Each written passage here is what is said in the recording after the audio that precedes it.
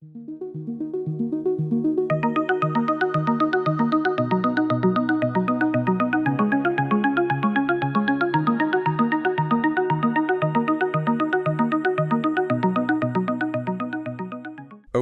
let's dive into today's news. It's a whirlwind of climate, energy, and political developments. From a second Trump administration shaking things up to some alarming climate warnings. We've got a lot to cover. It's certainly a time of intense change and uncertainty, especially when we look at how politics and the environment are interacting. Let's jump right into the political arena. The second Trump administration. They aren't wasting any time. They're making their mark on climate and environmental policy. Well, the appointment of Chris Wright, a former fracking CEO, as energy secretary, that's a clear signal. It shows where their priorities lie. Wright's vow to unleash American energy production. That definitely raises questions about the future of clean energy. All those initiatives, it's a stark contrast to what we saw in the Biden era, all that focus on climate action. And the administration's decision to freeze federal climate spending. It's causing ripples. Projects are on hold. Jobs are in limbo. And there is just this feeling of uncertainty across the board. Even Republican-led states, they're feeling the impact. They were counting on that funding. It'll be interesting to see how this all plays out, how they handle this new reality. The EPA, they're going through a major shakeup too. Career employees are getting demoted, and they're being replaced. With political appointees, there's even talk of firings. Over 1,000 EPA workers, many of them focused on climate change, possibly losing their jobs. This raises serious concerns about political interference in scientific agencies. And what does this mean for evidence-based policy? And on top of that, we have the nomination of Neil Jacobs. To head NOAA, Jacobs is a scientist, but he was linked to that Sharpiegate controversy, where a hurricane map was altered, apparently with a Sharpie, to back up a claim made by President Trump. Oh, right. That incident. It really damaged public trust in the agency. So with this nomination, people are worried. They're worried about history repeating itself. And then the administration is also dismantling environmental justice programs across all the federal agencies. This reverses years of effort, years of trying to address the unequal impact of pollution on marginalized communities. This is a huge step backwards for environmental equity. These communities are already facing the worst of the environmental problems.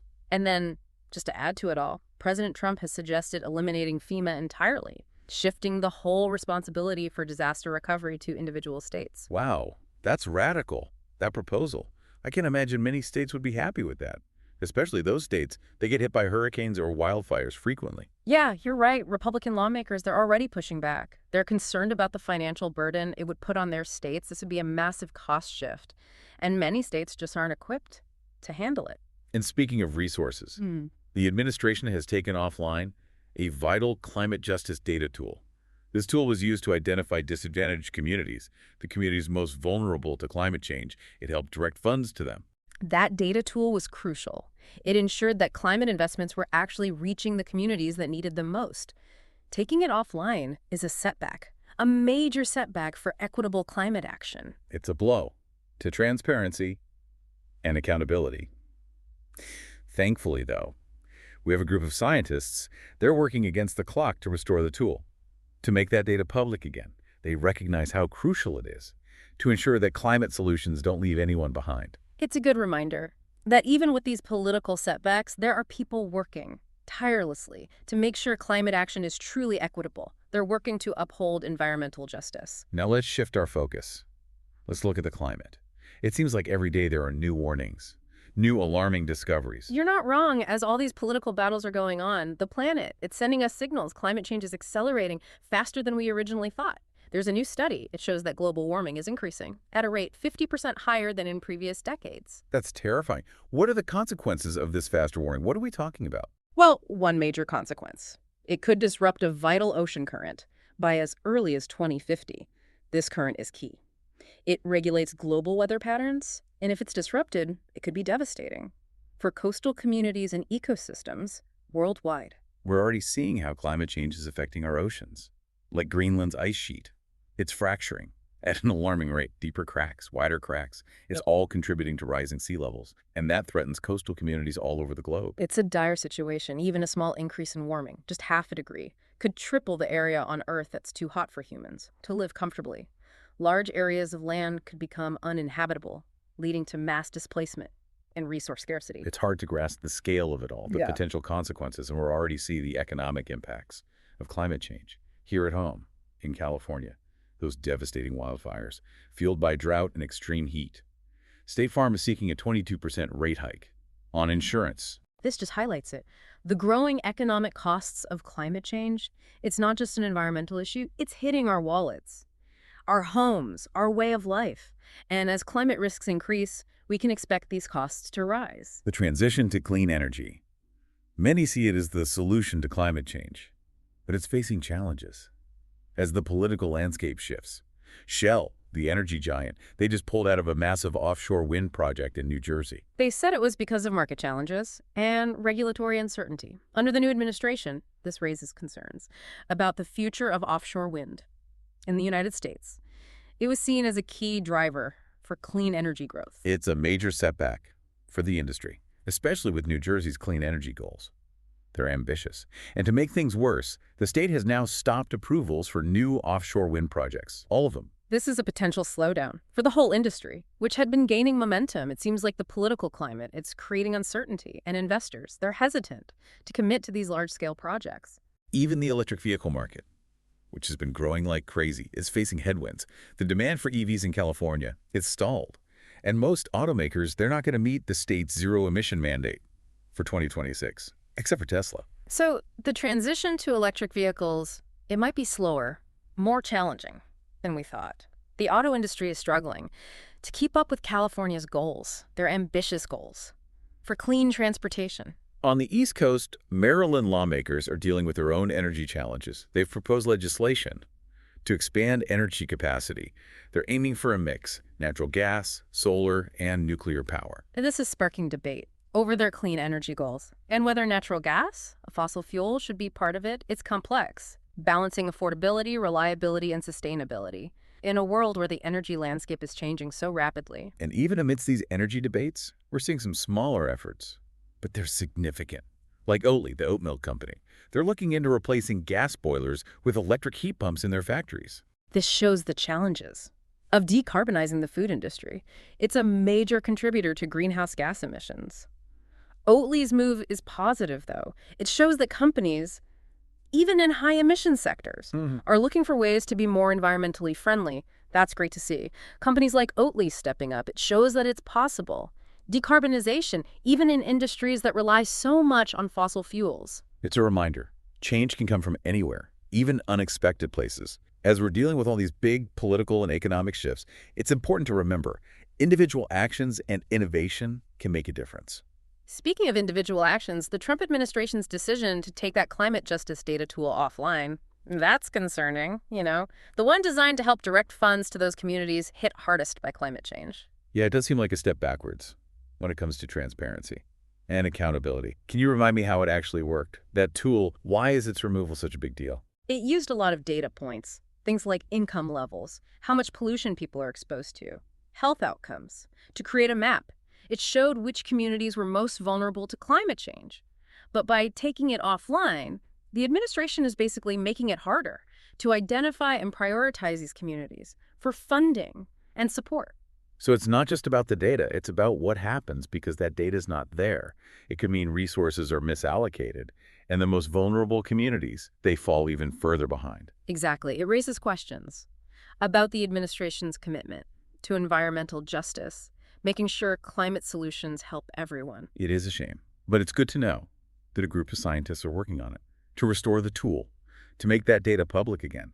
It shows that people are willing to fight for transparency and hold the government accountable. Yeah, it's a reminder. We can't just rely on the government. Citizen engagement and scientific advocacy, they're crucial if we want to make sure climate action is equitable and effective. So let's change gears for a minute. Let's talk about some of the climate news. It's alarming, it seems like every day. New warnings about how climate change is getting worse, faster. It's true. We've seen those reports about Greenland's ice sheet fracturing at an alarming rate, which is adding to rising sea levels. And that's a threat to coastal communities all over the world. And then there's that new study revealing that global warming is increasing way faster than before, 50% higher. Yeah. That's pretty terrifying. What does this accelerated warming mean for the planet? Well, one thing, it could disrupt a major ocean current as early as 2050. The Atlantic meridional overturning circulation, it's vital. It regulates global weather patterns. I kind of remember hearing about that, but can you remind me, why is it so important? What happens if it gets disrupted? Imagine a giant conveyor belt in the ocean, moving warm water from the tropics to the poles and cold water back to the equator. That's the circulation. It spreads heat around the globe, and that affects weather patterns, ocean temperatures, even rainfall. So if that conveyor belt slows down or stops, the whole system is thrown off. Exactly. We could see more extreme weather, changes in rainfall, disruptions to ecosystems in the ocean. The consequences would be global. And the effects of climate change. We're seeing them Yeah. locally, too. California's wildfires, all that drought and extreme heat. State Farm wants to raise insurance rates by 22%. It shows us the economic cost of climate change. As these events become more common, more severe, we'll see insurance premiums go up. It'll be even harder for people to recover from disasters. It's a vicious cycle. And it's not just California. Even a half-degree rise in warming could triple the area on Earth that's too hot for humans to live comfortably. It's a sobering thought. Think about it. Large areas of land, uninhabitable, mass displacement, not enough resources, maybe even conflict. It's a grim picture. But there are some bright spots. Did you see that story about seaweed and how it could reduce methane emissions from cows? Yeah, it's a great example of how nature can sometimes help us solve the problems we create. Think about cows. They're a major source of methane, a really potent greenhouse gas. But if we add seaweed to their feed, we can reduce their emissions significantly. It sounds kind of crazy, but I'm intrigued. How does seaweed work? How does it reduce methane? Well, some types of seaweed have compounds that block the enzymes in a cow's gut, the ones that produce methane. It's a natural way to deal with a big source of greenhouse gases. That's amazing. Seaweed, having that kind of impact, it shows us we need to be open to all sorts of solutions, even the unconventional ones. Absolutely, thinking outside the box, that's how we'll address the climate crisis. We need to use the power of nature. And speaking of solutions, there's that good news from Paris, the Seine River. It's made a remarkable comeback. It shows what's possible. With consistent clean water policies, environmental restoration can happen. The Seine used to be so polluted, but after decades of work, it's now a thriving ecosystem. It's a story of hope. We can reverse the damage, restore our planet, if we're committed. It's inspiring to see what we can achieve when we work together towards a common goal. And speaking of working together, there are so many climate victories happening all over the world. Often we don't even hear about them. From local projects to legal battles, people are fighting for a better future, and they're making progress every single day. These victories, big and small, they show us collective action works. It can make a difference. It's a reminder we're not helpless. We can do something about climate change, individually and together, to create a more sustainable future. And those individual actions, they can inspire others, create a ripple effect, leading to even more change. So let's go back to politics for a moment. Let's look deeper at those policy changes. The Trump administration's moves are definitely shaking things up in the environmental community. Sure. Appointing Chris Wright, former fracking CEO, as energy secretary, that's a big statement. About their priorities, his talk about unleashing American energy production, it suggests a shift toward fossil fuels, away from clean energy. And the freeze on federal climate spending, it's causing uncertainty and disruption. Products are stalled, jobs are uncertain. The clean energy transition seems to be losing steam. It's a setback, for sure, for climate action. And for those communities that would benefit from those investments, the freeze is impacting projects everywhere, even in states with Republican governors. And it's causing some tension within the Republican Party. Some lawmakers are worried about what it will mean for the economy and the environment if these projects are stopped. And the EPA, they're going through a big change. Career employees demoted, replaced with political appointees. It makes you wonder about political influence in scientific and environmental decisions. It is worrying. We need our environmental agencies to be led by experts, people who base their decisions on science, on evidence, not on politics. And taking apart those environmental justice programs, that's a big blow to those communities already hit hardest by pollution. It's a step in the wrong direction. For equity, for environmental protection. It's not right. These communities, they're the most vulnerable to climate change, to pollution, and yet they're the ones being left behind. And Trump's idea about eliminating FEMA, that sparked a lot of debate. Republican lawmakers aren't happy about it. They know how important FEMA is. for disaster response and recovery. It would be a huge shift. States would have to deal with all those climate disasters, which are becoming more frequent, more severe. It's hard to see that going well. And remember that climate justice data tool the administration took offline. That's a problem. That tool was so important for making sure those climate investments were going to the right places, the communities that needed them most. It hurts transparency and accountability. It's good that some scientists are working hard to restore that tool, to make the data public again. It shows us we can't be complacent. We have to stay informed, stay involved, keep advocating for a sustainable future. Absolutely. We can't let these setbacks stop us. We have to fight for climate action, for environmental justice, hold our leaders accountable, demand policies that put our planet first, and the well-being of all communities. Now, let's talk energy. The sector is facing big changes. The administration seems to be focusing on fossil fuels again. Yeah, Shell pulling out of that offshore wind project in New Jersey, that's a sign of the uncertainty in the renewable energy industry. They talked about market challenges and regulatory uncertainty with the Trump administration as reasons for their decision. And New Jersey putting a stop to approvals for new offshore wind projects. That just adds to it. The industry is facing headwinds. This slowdown comes at a bad time. We need to be moving to clean energy fast to address climate change. It's a bad sign. We need to be speeding up the transition to clean energy, not slowing it down. The future of our planet depends on it. And in California, demand for electric vehicles has stalled. Most automakers are going to miss the state's target for zero-emission vehicles in 2026, except for Tesla. It's a sign. The auto industry is struggling to meet California's goals. For clean transportation, those goals are ambitious. This shows us we need more innovation, more support from policymakers to get people to use electric vehicles. We need to make EVs more affordable, more accessible to everyone if we want a truly clean transportation system. In Maryland, lawmakers are debating energy policy. They propose legislation to expand energy capacity using a mix of natural gas, solar, and nuclear power. It shows how complicated this is, balancing affordability, reliability, and sustainability. It is a balancing act. We have to make sure everyone can afford energy, that it's reliable, but we also need to transition to cleaner sources to protect our planet. And while those big energy debates are going on, some companies are taking their own steps, like Oatly. They're looking at ways to decarbonize their operations, trying to find clean heat alternatives for their factories. It shows that there's a movement within businesses to cut emissions. It is encouraging to see companies step up, taking responsibility for their impact on the environment, even when there's so much political uncertainty. These actions might inspire others to follow, create a ripple effect of positive change.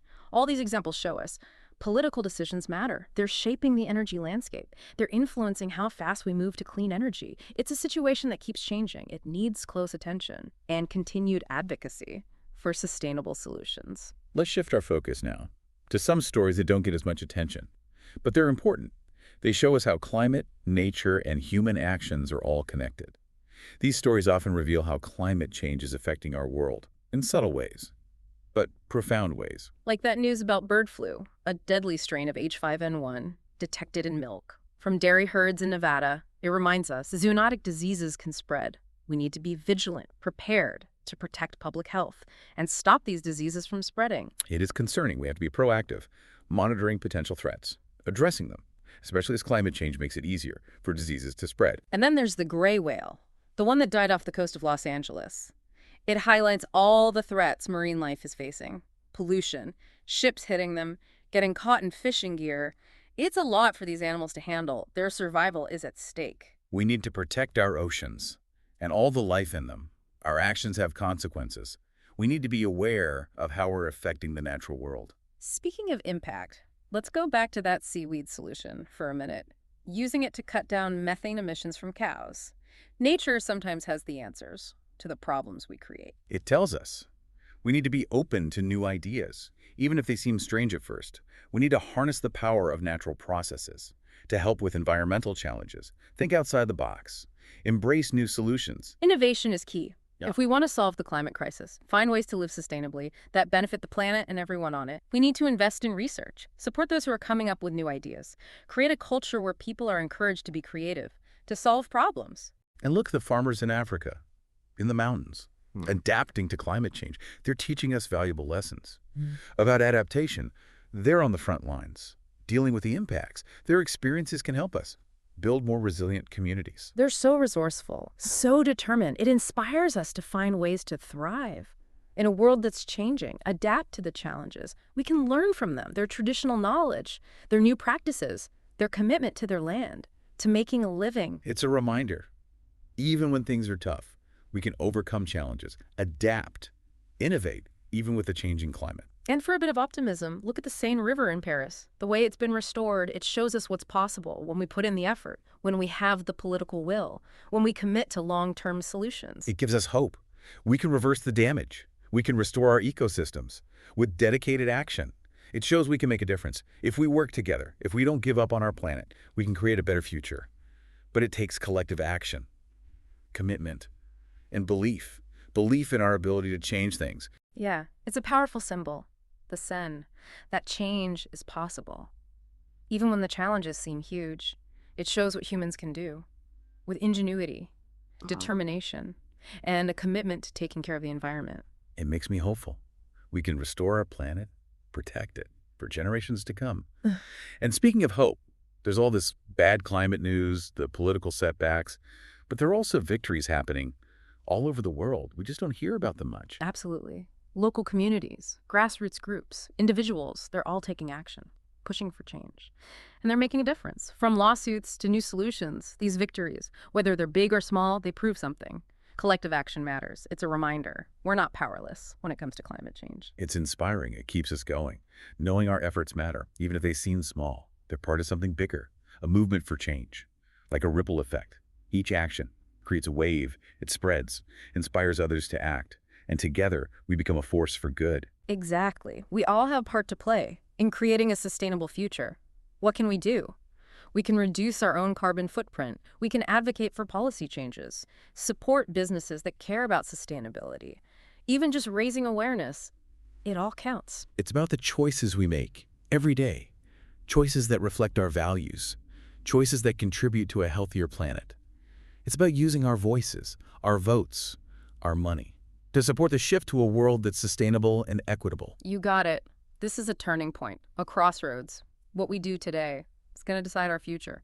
We can keep going down the path of doing nothing, of pretending it's not happening, or we can face the challenge head on, seize the opportunity, and build a world that's sustainable and thriving. So as we wrap up this dive into the news, what are the main things you want our listeners to take away? Well, the most important thing, the challenges are big, but we can overcome them. There's hope, there's progress, and there's still time to act. And how do we turn that hope into action? What can people actually do to make a difference? It can feel overwhelming, trying to figure out where to start. Focus on what you can control, learn about the issues, stay informed, talk to people, your friends, your family, your community, have real conversations. So it's about being a better citizen, more informed, aware of the challenges. Yeah. And the opportunity. Exactly. And once you're informed, make sure your actions match your values. Cut down your carbon footprint.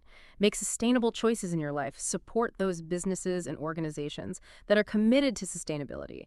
Advocate for policies that promote clean energy, environmental justice, climate action. It's about doing something, anything, no matter how small, and using your voice to spread the message of change. Don't underestimate yourself. Don't underestimate what you can do. It might feel like a drop in the ocean, but remember, even the biggest ocean, it's made of drops, countless drops. When we all come together, we create a wave of change that can't be stopped. That's a powerful thought. Thanks for guiding us through all of this. The news, it's complex, it's always changing, it's been eye-opening, and I feel ready to take action. The journey continues. I'm glad you're here with me. Stay curious, stay involved, stay hopeful. We decide what the future looks like together. We can build a world that's sustainable and just.